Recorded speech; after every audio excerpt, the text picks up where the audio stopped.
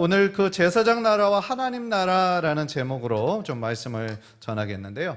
제가 이 수요 성역 공부 인도할 때마다 우리는 그 조병호 박사님이 지은 책, 우리가 그래서 작년에는 구약과 신약 전체를 성경 길라잡이라는 책으로 성경의 맥을 우리가 한번 좀 읽었었고요.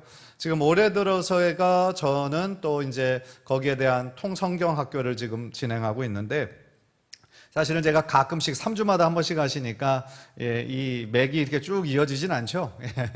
그렇지만 들으실 때마다 하나씩 깨닫는 점이 한 가지씩만 있어도 성공입니다. 성공이고, 젊은 사람도 다 잊어먹어요. 그러니까 우리가 잊어먹는 거는 사실은 자연스러운 과정이니까 너무 자책할 필요는 없는 거고요. 그렇지만 들을 때마다 하나씩 이렇구나, 이렇게 연결되는구나 깨달음이 있을 때 그 깨달음이 또 우리의 삶으로 실천되어지면 그걸로 족한 것이죠. 그래서 우리가 지난 그 5번에 걸쳤던 공부를 통해서 제가 뭐를 강조했었냐면, 십자가 원 스토리, 십자가는 하나의 이야기다. 그러니까 구약 성경 전체가 사실은 각 66권으로 몇천 년의 역사를 통해 지어졌지만, 이것이 정말 신기한 것이 한 저자가 이 성경을 기록하시고 여러 사람 저자들을 통하여 하나님께서 이 성경을 써가고 계심을 우리는 알 수 있잖아요. 그래서 성경의 주인공은 누구십니까? 예수님이에요. 예수님. 그래서 구약에서는요, 율법서, 선지서들을 통하여 오실 예수 그리스도, 메시아로 오실 예수 그리스도를 대망하는 이야기고요. 신약은 오신 예수 그리스도가 선포한 하나님 나라가 어떻게 확장되어져 가는지를 우리에게 보여주는 얘기인 거거든요. 그래서 예수 그리스도가 주인공이면서 구약과 신약의 모든 스토리는 지금 하나로 이렇게 집중적으로 흘러가고 있는데, 거기가 어디냐면 예수님의 어딜 갈까요? 십자가. 예수님의 십자가인 거죠. 그래서 성경의 가장 큰 클라이맥스, 그러니까 가장 큰 반전은 어디에서 이루어졌냐면, 예수님께서 십자가 위에서 뭐라고 외치실 때? 다 이루었다. 기억 많이 하시네요. 그죠? 다 이루었다라고 말씀하시는 그 순간이 성경에서 가장 큰 클라이맥스의 순간이다 라는 거죠. 그래서 왜 클라이맥스냐? 왜냐하면 예수님께서 이 땅에 오신 이유가 뭐예요? 우리들의 죄를 대속하시고 또 우리들의 영혼을 뭐 하시기 위해? 구원하시기 위해 오셨잖아요. 그죠? 구원하시기 위해 오셨기 때문에 그 십자가 위에서 예수님께서 피를 흘리심으로 말미암아 우리들의 모든 죄값을 다 갚으시고 다 지불하시고, 테텔레스타이라는 뜻이 다 지불했다. 뭘요? 죄의 값을, 죄의 결과를 다 십자가 위에서 지불했다라는 것이죠. 그리고 우리에게 새로운 생명을 허락해 주셨다라는 거예요. 그래서 예수님께서 다 이루었다라고 말씀하시고, 이 영혼을 주님 받으시옵소서라고 말씀하시는 그 순간 상징적인 어떤 사건이 일어나잖아요. 어떤 사건이 일어났죠? 성전의 휘장이 어떻게 됐어요? 위에서부터 아래로 쫙 찢어졌어요. 그러니까 그거는 어떤 걸 상징한다고 그랬죠? 성전 시대가 이제 종결했다라는 거예요. 성전 시대는 어떤 시대입니까? 그러니까 모든 사람이 하나님께 예배하고 싶지만 스스로의 힘으로, 스스로가 재물을 가지고 있다고 해서 하나님께 예배할 수가 있었어요? 없었어요? 없었어요. 아무 데서나 원하는 데에서 그냥 곳곳에서 하나님께 예배할 수 있었어요? 없었어요? 없었어요. 하나님이 정하신 곳에서 하나님의 거룩한 이름을 두려고 두신 곳 어디였을까요? 성전. 성전이 있기 전에는요, 성막. 그렇죠. 성막 시대 500년, 성전 시대 1000년 동안 하나님의 이름을 두려고 택하신 그곳에서 하나님께서 예배를 받으셨는데, 누구를 통하여? 대제사장을 통하여. 그리고 이 예배에는 반드시 뭐가 필요했다? 죄물이 있어야 됐다. 그래서 각 사람마다 자신의 죄를 사함받기 위해서 제물이 필요했고, 그 제물을 본인이 드릴 수가 없어서 대제사장을 통해 드려야 했고, 아무 장소에서 드릴 수 없어서 성전에서, 왜냐하면 하나님이 그렇게 거룩한 이름을 두려고 택하신 곳이 바로 성전이었기 때문이다 라는 거죠. 그래서 성전 휘장이 찢어지는 사건을 통하여서 이제 우리는 대제사장을 통해 하나님께로 나아갈 필요가 없다. 이제 우리들 모두가 하나님 앞에 직접적으로 나아갈 수 있는 새로운 은혜의 길이 열렸다 얼마나 놀라운 사건이에요. 예. 그래서 우리가 그것에 대해서 십자가 원스토리, 그리고 전체 이야기의 클라이맥스, 십자가 그 순간, 어떤 순간? 다 이루었다라고 말씀하신 그 순간, 예. 그거에 대한 중요성을 지난 5과에 걸쳐서 직접 나누었고요. 오늘부터는 이제 6과부터 14과까지는 어떤 주제냐 하면 제사장 나라와 하나님 나라에 대해서 우리가 좀 배워볼 거예요. 한번 따라해 봅시다. 제사장 나라, 하나님 나라. 네. 그래서 이 주제에 대해서 14과까지 우리가 이제 알아볼 거예요. 그래서 오늘은요, 이 제사장 나라, 하나님 나라를 좀 개괄적으로, 하나하나 구체적으로 들어가기보다는 좀 개괄적으로 여러분들에게 말씀을 드릴 거고, 작년부터 잘 참석하셨던 분들은 제가 이 제사장 나라, 거룩한 백성 얘기를 굉장히 많이 드렸어요. 이 구약의 키워드가 제사장 나라였다. 그럼 하나님 나라는 뭐냐? 제사장 나라가 완전히 변해서 하나님 나라가 되었다기보다는 제사장 나라가 하나님 나라에 폭 빠진 거예요. 하나님 나라는 제사장 나라를 포함한다. 구약의 키워드는 제사장 나라였다면 신약의 키워드는 하나님 나라였다. 왜요? 예수님이 오심으로 하나님 나라가 시작이 됐거든요. 그래서 그거를 여러분들과 함께 좀 나누려고 합니다. 그래서 이러한 주제들을 가지고 좀 전하도록 하겠습니다. 자, 그래서요, 이 우산이 나오는데, 보면은 제사장 나라 우산 한민족과 모든 민족 그랬어요. 그래서 아브라함으로부터 저 빨간 우산이 이제 땅의 모든 족속이 너로 말미암아 복을 얻을 것이라 하신지라. 이게 하나님이 누구에게 하신 말씀이에요? 아브라함에게 하신 말씀이죠. 하나님께서 아브라함을 축복의 통로로, 믿음의 조상으로 불러주신 이유가 단순히 이스라엘이라는 한 나라를 이루어 하나님이 축복하시는 나라로 삼으시기 위한 것이 최종 목적이 아니라 아브라함을 통하여 모든 민족에게 축복하시기 위한 첫 시작점이었다라는 것을 우리가 기억할 필요가 있어요.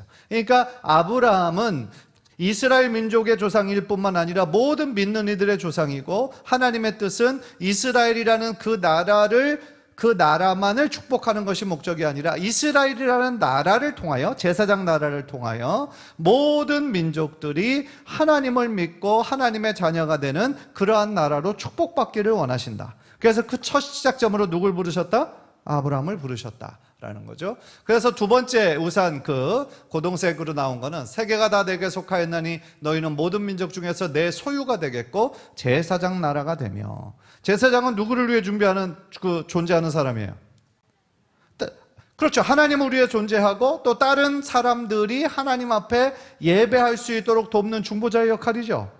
그렇죠? 그러니까 제사장 나라라는 얘기는 뭐예요? 다른 나라와의 관계 속에서 이스라엘이 제사장 나라가 된다. 그러니까 이스라엘에 통하여 하나님 앞에 나아가는 통로가 되는 그 나라가 어떤 나라다? 이스라엘이다 라는 거예요. 그러니까 성경은 단순히 이스라엘의 역사가 아니에요. 이스라엘 역사 속에 나타난 하나님의 구원을, 그 섭리를 우리가 깨닫는 것이고, 하나님의 마음은 모든 민족, 잃어버린 영혼 모두에게 있다라는 것을 우리가 기억해야 될 필요가 있습니다. 그래서 그 파란색 우산을 보면 땅의 만민이 주의 이름을 알고 주의 백성 이스라엘처럼 경외하게 하시오며, 그 다음은 하나님께로 돌아오라 그가 너그럽게 용서하시리라. 그리고 하나님 아버지의 마음이 또 제일 마지막 거기에서 나오는데요, 나는 악인이 죽는 것을 기뻐하지 아니하고 악인이 그에게서 돌이켜 떠나 사는 것을 기뻐하노라. 이렇게 에스겔을 통하여서 하나님의 뜻을 말씀해 주시고 계십니다. 자, 한번 따라해 봅시다. 그 첫 번째 나온 그 구절을 우리 다 함께 한번 읽읍시다. 시작. 제사장 나라는 유월절 어린 양으로 시작한 나라다. 그러니까 구약의 키워드가 뭐라고 그랬어요? 제가 제사장 나라. 구약의 키워드 제사장 나라거든요. 그런데 제사장 나라의 특징을 5가지로 지금 조병호 박사는 분류하고 있는 거예요. 첫 번째 특징이 뭐냐? 제사장 나라는 유월절 어린 양으로 시작한 나라다라는 거죠. 자, 그 밑에 성경 구절 다 함께 읽읍시다. 시작.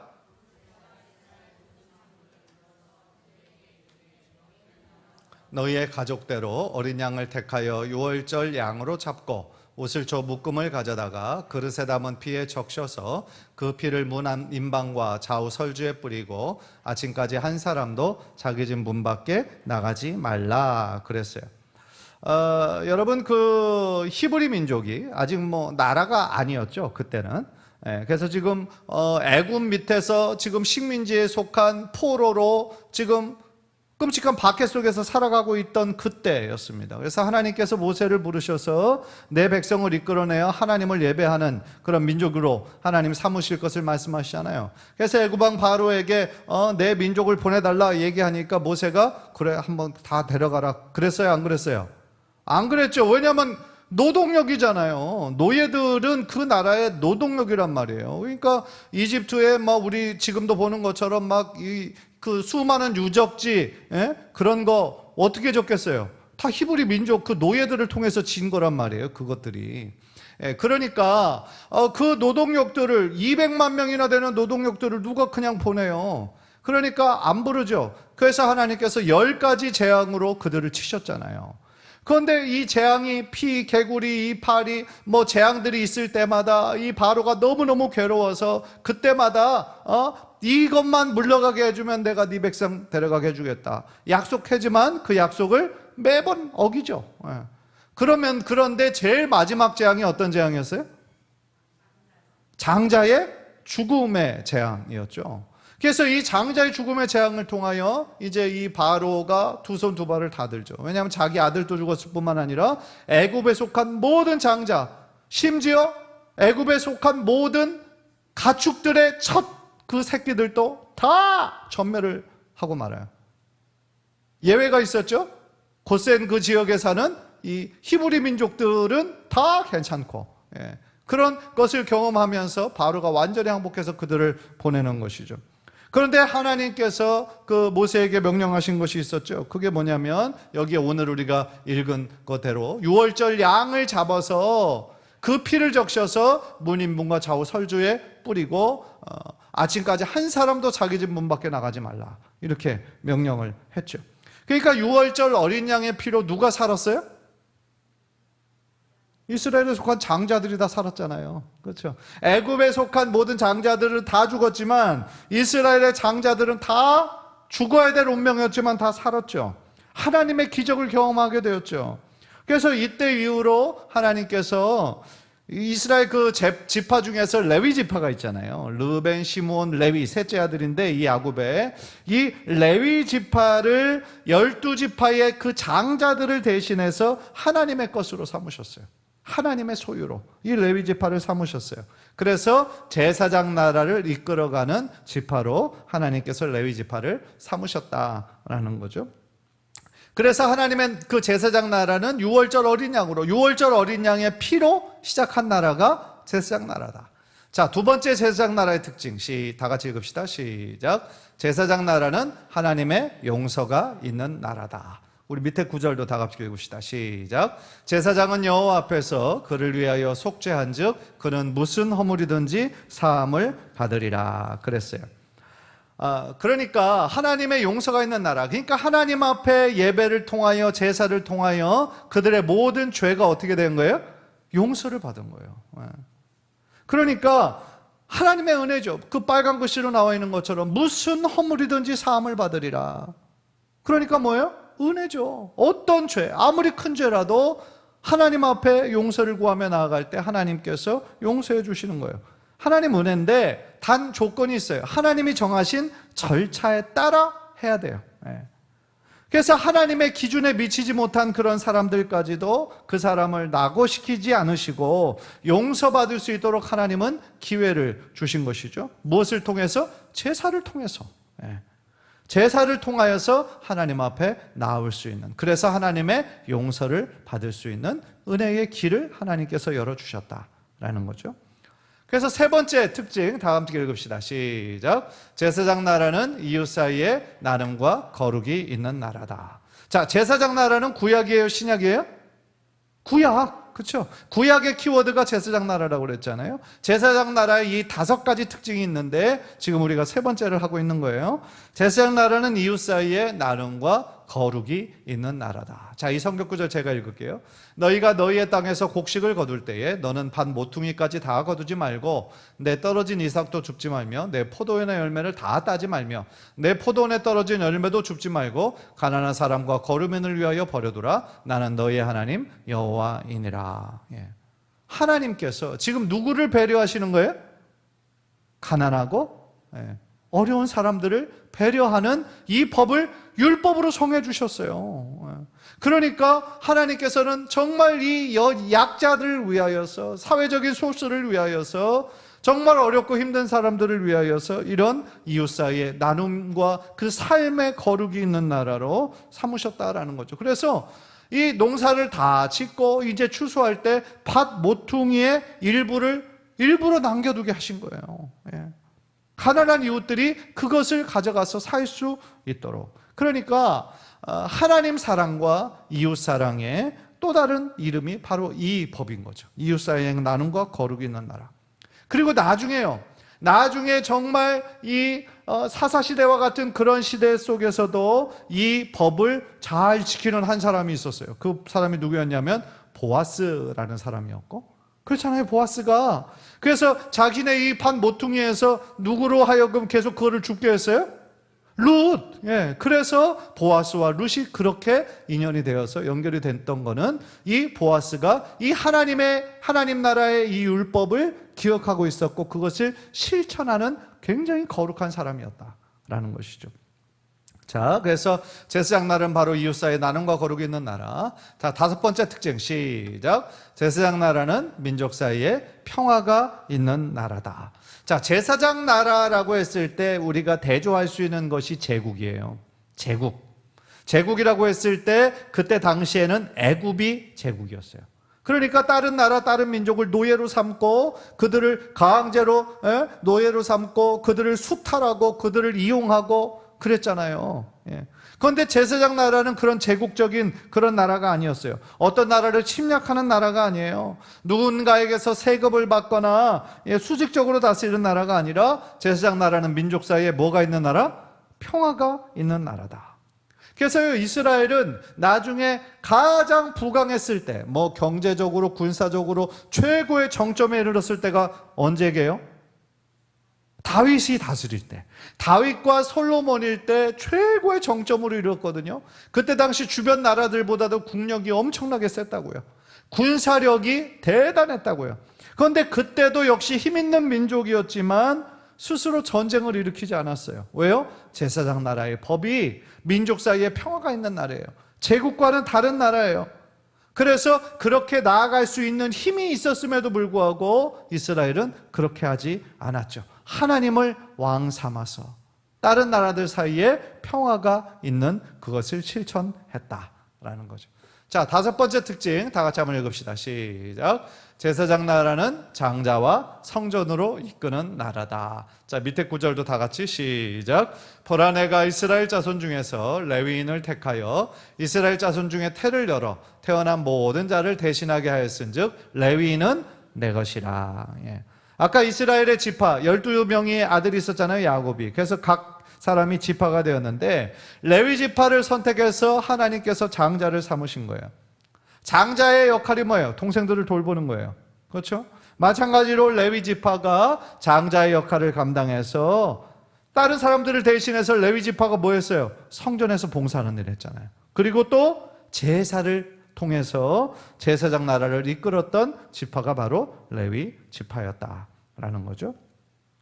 자, 그때 이제 이 제사가 결국은 다 예배인데 5가지 제사가 있었어요. 번제, 소제, 화목제, 속죄제, 속건제. 이 5가지 제사가 있었어요. 외워야 될 필요는 없어요. 사실 모든 인간은 죄인이잖아요. 그래서 로마서 6장 23절에 죄의 삭은 뭐라고 그랬어요? 사망이요. 그렇죠? 죄의 삭은 사망이라고 그랬단 말이에요. 즉 우리들 인간들의 모든 죄와 허물로 인해서 우리는 죽을 수밖에 없었어요. 그런데 하나님의 크신 사랑으로 인해서 우리 사람들에게 죄를 용서받을 수 있는 길을 하나님께서 열어주셨죠. 그 길이 바로 제사를 통해서. 신약에는 누구를 통해서? 예수 그리스도의 십자가를 통해서. 구약에는 제사를 통해서. 그런데 그 제사가 몇 가지가 있냐면 5가지 제사가 있었다라는 거예요. 그래서 이 제사를 드릴 때마다 반복되는 그 세 가지 조건이 있었어요. 한번 다 같이 한번 읽읍시다. 시작. 제물을 들고 여호와의 이름을 두려고 택하신 곳에서 제사장의 도움을 받아 하나님 앞에 제사자로 선다. 그러니까 제사장 나라 있기 때문에 레위 지파가 굉장히 중요하고 제사장의 역할이 굉장히 중요하고 또 하나님께 드리는 제사가 굉장히 중요한데 하나님이 드리는 이 제사마다 이런 특징이 있었다라는 거죠. 반드시 제물이 있어야 되었다. 그리고 하나님의 이름을 두려고 택하신 곳에 가서, 그래서 성막 아니면 성전에서, 그리고 세 번째 제사장의 도움을 받아 하나님 앞에 예배할 수 있었다. 이것이 조건이었다라는 거죠. 스킵합시다. 자, 예수님이 십자가에서 다 이루었다. 아까 그것이 성경의 클라이맥스라고 말씀을 드렸는데 제사장 시대는 이제 끝이 나요. 아까 성전의 휘장이 위에서부터 아래로 찢어진 것이 상징적인 사건이었고, 이제는 제사장을 통하여 하나님 앞에 나아가 죄를 용서받을 수 있는 그것이 예수님의 그 피로 말미암아 이제는 끝났다 그랬어요. 우리들 모두가 예수님의 이름을 의지하여, 보혈의 능력 의지하여 하나님 앞에 나아갈 때, 하나님을 아버지라 부르며 나아갈 때 우리들의 모든 기도를 하나님 들으시고 용서하시는 그런 특권을 우리가 누릴 수 있어요. 그런데 당시의 대제사장과 이 종교 지도자들은 그거를 인정했다 못했다? 인정하지 않았다 라는 거죠. 인정하지 않았어요. 그래서 성전의 휘장이 다 찢어진 거, 그 이후에 어떻게 됐을까요? 그 성경이 나와 있지 않잖아요. 그런데 그 대제사장과 다른 사람들은 그 찢어진 휘장을 다시 꼬맨 거죠. 다시 꼬매서 여전히 예수 그리스도를 구원자로 믿지 않는 많은 사람들은 여전히 성전에 나가서 또 이렇게 여러 가지 제물을 들고 대제사장을 통해 하나님께 제사하는 것을 언제까지 했다? AD 70년까지 계속했다. 예수님께서 돌아가신 것이 33살이셨는데 AD 33년이었는데 이미 제사장 시대는 끝났고 대제사장이 그 죄를 사변할 수 있는 그러한 권리는 이미 없어져 버렸는데 이미 그들은 그것을 인정하지 않고, 왜요?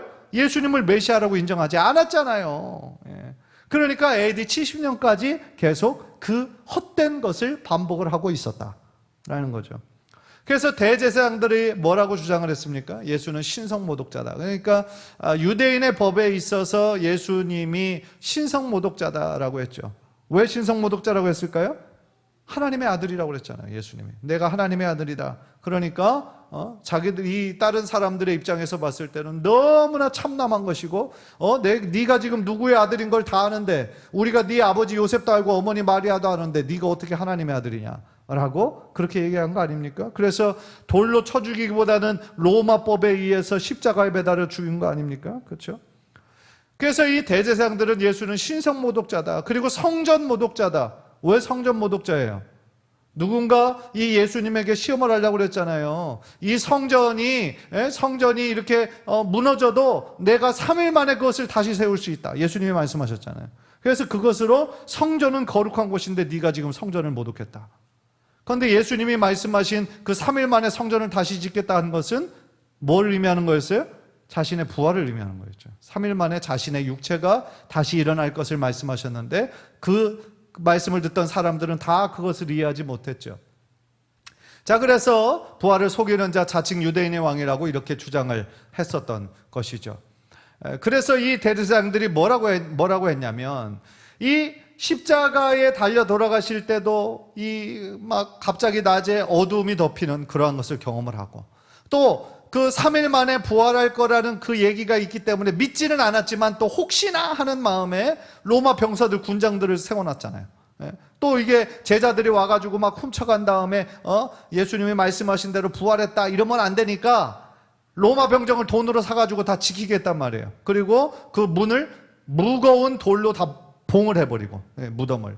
그런데 어떤 일이 됐습니까? 그 지켰던 그 로마 병사들은 그걸 본 거 아니에요. 무덤이 열리고 그거를 본 거 아니에요. 그러니까 이 대제사장 그 그룹이 어떻게 합니까? 돈을 줍니다. 그 사람들에게. 로마 병사들에게 돈을 줘서 그 밑에 보면 군인들에게 돈을 많이 주며 이르되 너희는 말하기를 그의 제자들이 밤에 와서 우리가 잘 때에 그를 도둑질하여 갔다 하라. 돈으로 매수를 하죠. 매수를 해서 그 로마 병정들이 예수가 부활했다라는 그 참 진리를 얘기하지 못하고 예수의 제자들이 와서 시신을 훔쳐갔다, 이렇게 소문을 내라, 돈을 주고 그렇게 매수를 했던 것이죠. 이런 끔찍한 짓을 누가 했느냐? 당시에 종교 지도자들이 이 일을 했다, 이인 거죠. 그러니까 참 한심한 일인 거죠.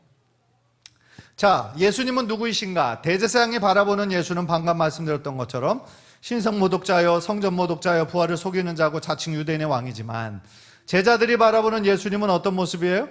신성모독자가 아니라 하나님의 아들이고, 율법과 선지자를 완전하게 하신 분이시고, 사망 권세를 깨뜨리시고 이기신 분이시고, 첫 부활의 열매가 되신 분이시고, 하늘과 땅의 모든 권세를 가진 통치자이시다라는 것이죠. 참 예수님의 정체가 바로 예수님의 제자들이 바라보는 그러한 모습이었던 거죠. 자, 예수님이 이제 부활 승천하신 이후에 이제 베드로와 요한을 대표로 해서 12제자들이 열심히 복음을 전하고, 그때 당시에 이 사울이라고 하는 율법에 굉장히 열심이었고 잘못된 열심을 가지고 있던 이 청년을 부활하신 예수님께서 만나주심으로 말미암아 이방인의 사도로 세우는 놀라운 역사가 일어나죠. 네. 그래서요, 대제사장의 거짓 소문과 청년 사울, 다메섹 도상에서 누구십니까? 땅에 엎드러져 들음에 소리가 있어 이르시되 사울아 사울아 네가 어찌하여 나를 박해하느냐 하시거늘 대답하되 주여 누구시니까? 이르시되 나는 네가 박해하는 예수라. 이렇게 듣게 되죠. 그러니까 이 사울도요 속고 있었던 거죠.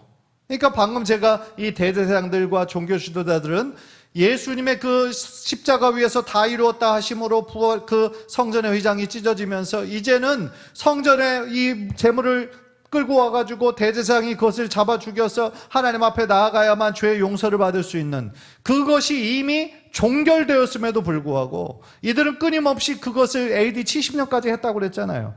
그러니까 사울도 예수님에 대해서 뭐라고 오해하고 있었냐면 성전의 대제사장들이 얘기하는 그대로 이해하고 있었던 거죠. 그리고 당시에 최고의 의결기관, 우리나라의 국회와 같은 그런 기능을 가진 그 의결기관이 있었는데 사내들인 공회였죠. 사내들인 공회에 대해서도 역시나 예수님에 대해서 아까 신성모독, 성전모독, 자칭 유대인의 왕, 이런 식으로만 이야기하고 있었기 때문에 사울도 거기에 왜곡되어 있었던 거죠. 그래서 사울은 그들의 말만 듣고 잘못된 열심으로 예수 믿는 사람을 그렇게 핍박했던 거죠. 왜요? 그것이 하나님을 위한 건 줄 알았다, 이 말이에요. 그런데 다메섹 도상에서, 그것도 그 길도 지금 예수 믿는 사람들을 핍박하러 가는 그 길에서 부활하신 예수 그리스도를 직접 만나게 되잖아요. 그러면서 이 짧은 순간이지만 예수가 다시 부활하셨다라는 사실을 마음속에 확실히 믿게 되고 예수가 하나님의 아들이심을 깨닫게 되죠. 그러면서 사울이 완전히 뒤바뀌게 되어 예수에 완전히 붙잡힌 사람이 되지 않습니까? 그래서 하나님께서 하나님의 역사를 이루시는 방법은 참 신기하고 우리들의 머리를 뛰어넘을 때가 많이 있는 것이죠. 자, 이제 하나님 나라의 5가지 특징을 한번 배워보겠는데요. 첫 번째 하나님 나라의 특징입니다. 다 같이 읽읍시다. 시작. 하나님 나라는 하나님의 어린 양으로 시작한 나라. 아까 제사장 나라는 6월절 어린 양으로 시작한 나라였다 그랬어요. 6월절 어린 양으로, 그죠? 그런데 하나님 나라는 뭘로 시작해요? 하나님의 어린 양으로 시작한 나라다. 하나님의 어린 양이 누구예요? 예수님이잖아요, 그죠? 자, 밑에 이 세례 요한의 고백을 다 함께 봅시다. 시작. 이튿날 요한이 예수께서 자기에게 나오심을 보고 이르되 보라, 세상 죄를 지고 가는 하나님의 어린 양이로다. 그러니까 이 세례 요한은 믿음의 눈이 있었던 거예요. 믿음의 눈이 있어서 예수님을 딱 봤을 때 세상 죄를 지고 가는 하나님의 어린 양이구나, 이렇게 선포했어요. 바로 그 전에 세례 요한이 첫 번째로 외쳤던 메시지는 뭐냐면 회개하라, 천국이 가까웠느니라 그랬거든요. 그러니까 이 2가지 말씀을 연결해 보면 뭐예요? 천국은 결국 하나님 나라잖아요. 하나님 나라를 한자로 한 게 천국이니까. 그러니까 하나님 나라의 시작은 누구로부터 시작한다? 예수님. 하나님 나라의 어린 양으로 하나님의 어린 양이신 예수 그리스도를 통해 이 하나님 나라가 시작이 된다라는 것이죠. 자, 그래서요, 이 예수님께서 그 병정들에게 잡히시기 전날 밤 6월절 만찬을 하시잖아요. 마지막 만찬. 12제자들하고 다 마치시고 또 세족식도 해주시고, 그죠? 그때가 6월절이었는데 이 6월절 날 이 예수님은 어떻게 하셨어요? 최초의 성찬식을 하셨죠. 그래서 그 떡을 나눠주면서 이것을 나눠 먹어라. 이것은 나의 피, 나의 몸이고, 또 포도주를 나눠주시면서 이것은 곧 언약의 피라고 말씀하셨잖아요. 그러니까 이것이 결국 무슨 얘기입니까? 유월절을 성찬식으로 바꿔주시고, 유월절 어린 양의 피로 제사장 나라가 시작이 됐는데, 이제는 하나님의 어린 양 대신, 흠없는 어린 양 대신 예수 그리스도의 그 보혈로 말미암아 하나님 나라가 시작된 것을 상징적으로 보여주신 사건이었다라는 거죠. 자, 두 번째 하나님 나라의 특징, 다 함께 읽읍시다. 시작. 하나님 나라는 하나님을 아버지라 부르는 나라다. 그렇죠? 자, 그 밑에 구절도 다 함께 시작. 그러므로 너희는 이렇게 기도하라. 하늘에 계신 우리 아버지여, 이름이 거룩히 여김을 받으시오며. 구약에서는 하나님을 어떻게 부르셨어요? 아브라함의 하나님, 이삭의 하나님, 야곱의 하나님, 혹은 엘샤다이, 전능하신 하나님, 여호와 하나님, 여호와 라파의 하나님, 이렇게 불렀잖아요, 구약에서는. 그런데 이 신약시대 예수님께서는 뭐라고 부르세요? 하나님을 아빠, 아버지라고 부르셨고요, 또한 우리들에게도 하나님께 나아갈 때 아버지라 부르며 기도해라 라고 이야기해 주신 것이죠. 그러니까 우리들은 하나님의 자녀됨의 특권을 누리고 있는 거죠. 하나님을 아버지라 부르니까 우리들 모두는 다 하나님의 자녀다라는 거죠. 얼마나 감사한 일입니까? 자, 세 번째 하나님 나라의 특징, 시작. 하나님 나라는 한 영혼이 천하보다 귀한 나라다. 자, 밑에 성경 구절 시작. 사람이 만일 온 천하를 얻고도 제 목숨을 잃으면 무엇이 유익하리요? 사람이 무엇을 주고 제 목숨과 바꾸겠느냐라고 얘기하죠. 온 천하를 얻어도 목숨을 잃으면 무슨 소용이 있겠어요? 그게 아무리 돈이 많다고 해도 지금 불치병에 걸렸어요. 그럼 그 많은 돈이 무슨 소용이 있겠어요? 그래서 예수님께서 뭐라고 말씀하셨습니까? 두려워하지 말라. 너희는 이 들에 핀 들꽃보다 훨씬 더 귀하다. 이 많은 참새보다 너희는 훨씬 귀한 존재다. 무엇을 먹을까, 무엇을 입을까 염려하지 말아라. 하나님께서 너희들 모든 필요를 다 아신다. 그러므로 너희는 그의 나라와 그의 의를 먼저 구하라. 그리하면 이 모든 것을 너희에게 더하시리라. 하나님 말씀해 주신 거죠. 그러니까 하나님 나라에서는 한 영혼이 이 세상의 천하보다 더 귀한 나라다. 지금 여러분 여기에 있는 한 분 한 분의 존재가 이 세상에 있는 어떤 것보다 가장 귀한 존재다. 왜요? 하나님의 형상으로 여러분들을 아름답게 지으신 존재이기 때문에 그렇다라는 것이죠. 자, 네 번째, 우리 한번 다 함께 읽읍시다. 시작. 하나님 나라는 십자가를 통해서 완성되는 나라다. 다 이루었다 하시고 머리를 숙이니 영원히 떠나가시니라. 아까 말씀드렸던 것처럼 제사장 나라가 이제 하나님 나라로 수렴이 되었다라고 말씀을 드렸어요. 그래서 예수님께서 십자가 위에서 단번에 제사를 드리셨죠. 그래서 구약에서는 1년에 딱 한 번 대속죄일, 대제사장을 통하여서 자신의 죄를 사함을 받을 수 있었는데, 예수님께서 십자가 위에서 자신이 친히 제물이 되셨어. 그죠? 그리고 자신이 친히 대제사장이 되시고, 십자가가 성소가 되어서, 하늘 지성소가 되어서 하나님 앞에 단번에 제사를 드리신 거죠.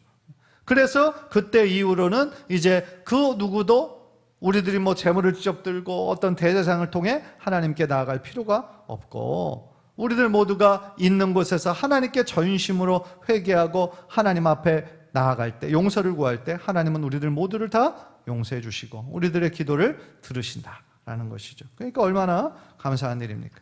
자, 마지막 특징, 하나님 나라의 마지막 특징, 시작. 하나님 나라는 제자와 교회로 이끄는 나라다. 자, 마태복음 16장 18절 시작. 또 내가 내게 이르노니 너는 베드로라. 내가 이 반석 위에 내 교회를 세우리니 음부의 권세가 이기지 못하리라 말씀하셨어요. 아까 구약의 제사장 나라에서 정말 중요한 지파가 레위 지파다 그랬어요. 레위 지파를 하나님께서 장자 지파로 삼으셨다라고 얘기했어요. 그리고 성전 중심으로 이 제사장 나라를 경영하셨죠. 그런데 이제 하나님 나라는 제자를 통하여, 그리고 성전이 아니라 교회를 통하여 하나님께서 일하시고 역사하시는 시대다라는 거죠. 그래서 제사장 나라 그릇이 더 큰 하나님 나라 그릇에 담기다. 구약은 제사장 나라였다면 신약은 하나님 나라인데 제사장 나라를 포함하는 하나님 나라다. 하나님께서 왕이 되어주시고 통치하시는 나라고, 하나님 나라의 백성은 누구다? 예수 그리스도를 나의 구원자 삼아서 믿음으로 살아가는 우리들 모두가 하나님 나라의 백성이고 하나님 나라를 이루고 있는 하나님의 자녀들이다 라는 거죠. 그래서 왼쪽 밑에는 제사장 나라의 5가지 특징, 그리고 오른쪽은 하나님 나라의 5가지 특징을 우리가 함께 살펴보았습니다. 그래서 제사장 나라와 우리 하나님 나라를 좀 통으로 한번 좀 이해하자. 그래서 6월절 어린 양으로 제사장 나라가 열어졌고 하나님의 어린 양 이야기로 하나님 나라가 시작이 되었다. 그리고 6월절로 시작한 것이 예수님은 그 6월절을 성찬식으로 바꾸셨다. 그리고 대제사장과 왕 같은 제사장을 또 통으로 이해하자. 그래서 첫 번째 대제사장은 아론이었는데 이제 왕 같은 대제사장으로 마지막 예수님께서 대제사장이 되셨다. 그리고 예루살렘 성전 건물을 통해서만 예배할 수 있었는데 이제 우리 몸이 성령님이 거하시는 거룩한 성전이다. 이렇게 구약과 신약이 제사장 나라와 하나님 나라로 연결이 된다라는 거죠. 따라서 우리는 지금 하나님 나라를 살아가고 있습니다. 하나님을 우리의 아버지로 삼고 아버지라고 부르고 또한 천국 시민의 합당한 자의 삶을 살아갈 것을 하나님께서는 우리에게 요구하고 계시는 것이죠. 따라서 오늘뿐만 아니라 우리들의 앞으로의 모든 삶 속에서 하나님을 우리의 왕으로 삼고 하나님을 우리의 주인으로 삼고 하나님 나라의 법인 하나님의 말씀, 하나님의 뜻을 우리가 가까이 하면서 언제나 하나님 앞에 나아가는 저와 여러분들 모두 되시기를 주님의 이름으로 간절히 축원합니다.